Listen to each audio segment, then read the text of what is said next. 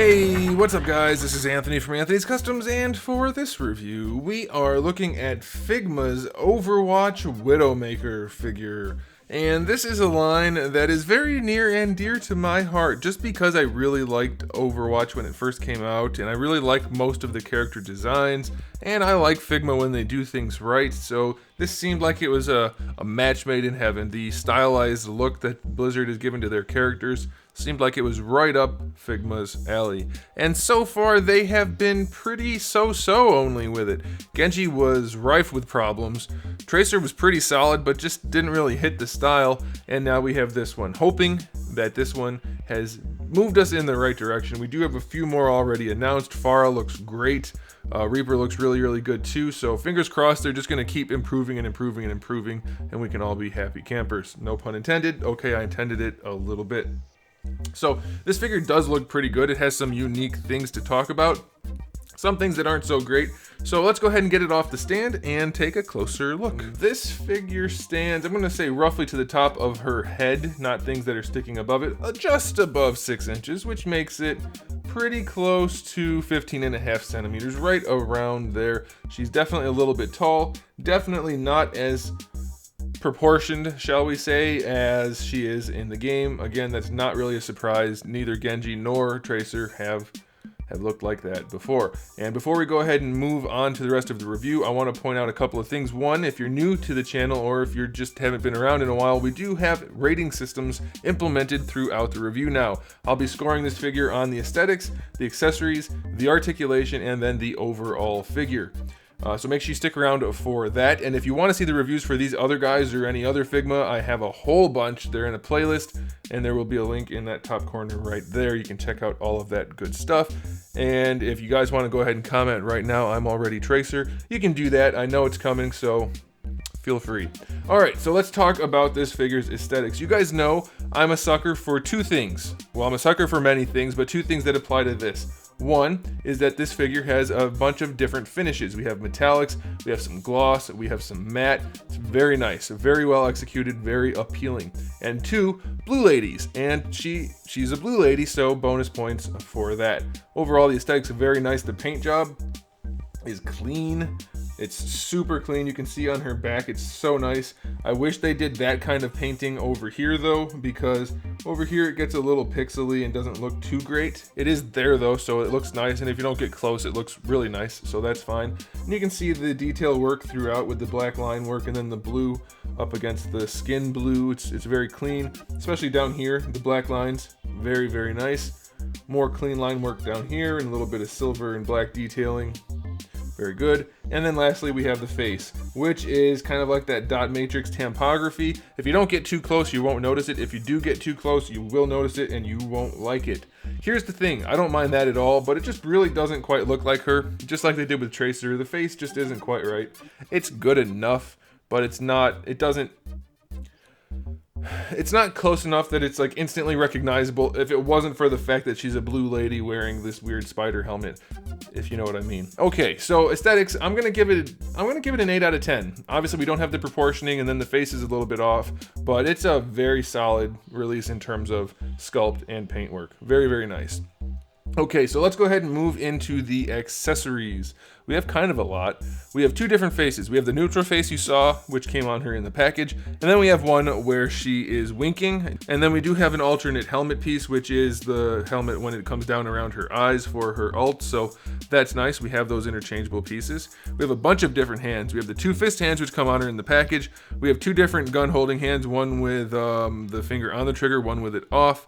We have two different style pose hands, one's kind of relaxed and one with the two fingers pointing forward, two gripping hands, and then two very relaxed or wide open hands.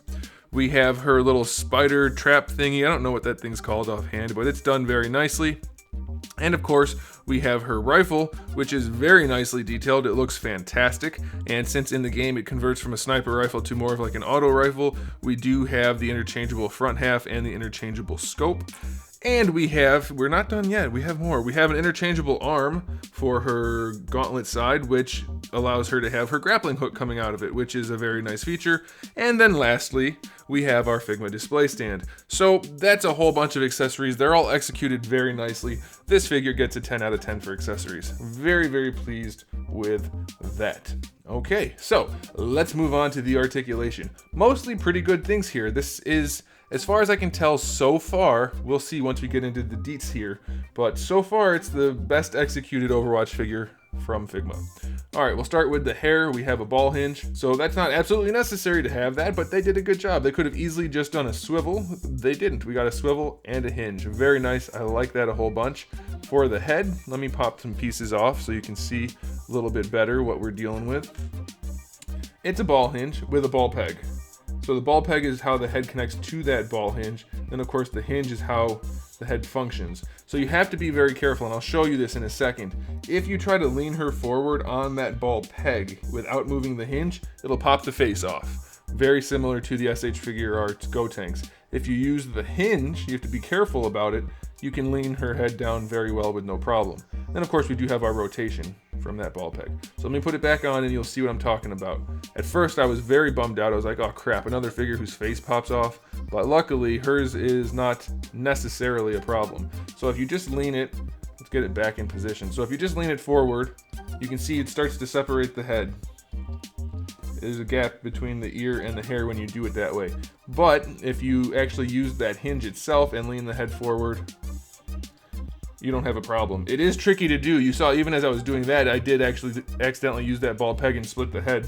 But you can lean the head very far forward without a problem, and it does lean back nicely. So it is a pain in the butt, but it is functional. It's also unfortunate that they used a dark blue ball peg. It should be skin tone, not hair tone, because what's up with that? That's goofy looking, but not terribly problematic. Shoulder pad has a nice little hinge right here, so that's pretty cool. I'll zoom in so you guys can see this a little bit better. Very nicely detailed, and I like that little hinge. So the shoulders are on a slip joint, so they can pop out to give you a little bit better range. It does get ugly. Don't get me wrong, it does get ugly, but it does give you better range. So you have a ball peg in there, which lets the entire arm move around. And then as you can see, you have a ball hinge on the outside. Gives you really nice range. Very pleased with that. You can bring the arms across the chest well enough to give her some decent posing. And then of course you do have a bicep swivel and cat hair. A bicep swivel where that arm connects to that ball peg. So that's pretty good. We do have our single jointed elbow, which gives us a little bit better than 90 degrees, which is okay. You do have rotation on that as well, which is going to be very helpful for having her hold her gun. And then for the wrist, little tiny ball hinge, plenty of range, no problem there. Could be maybe better sculpted around it so it wasn't so obvious, but it's okay.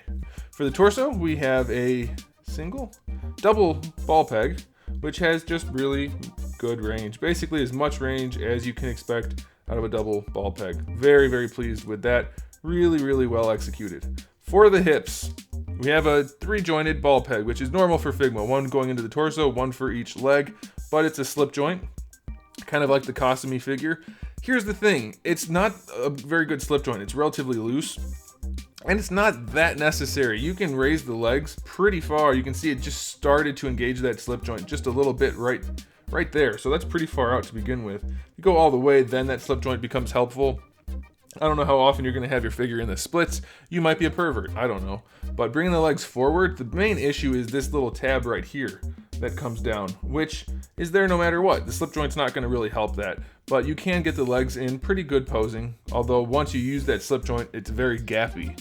So I think what would have been better for them would have been something more along the lines of what they did for Genji, is make this maybe a separate piece or put a cut in it, which is not really so much like they did for Genji, but more like Samus. Put a little bit of a cut next to that black piece, make this flexible. You can raise the legs without having that slip joint, which gives you a giant gap. Like there's a huge gap there, so that's not good. But either way, you can work your way around it, and it's functional enough. Get your thigh swivel, that's okay.